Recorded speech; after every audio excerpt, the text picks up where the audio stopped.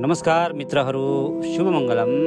आजबाट हामी धम्मपदको क्रोध वर्गमा जाउँ, जुन क्रोध वर्ग हो, जसको पहिलो गाथामा भगवानले रोहिणी क्षत्रिय कन्यालाई कपिल वस्तुमा भन्नुभएको थियो।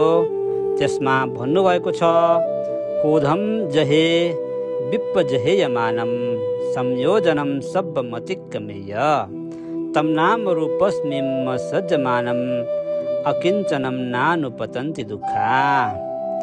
अर्थ हेर्नुहोस्, क्रोध नगर, अभिमान नगर, सबै बन्धनबाट पार तरेर जाऊ। नाम रूपमा आसक्त नहुने परिग्रह रहित व्यक्तिलाई दुःख सन्ताप हुने छैन।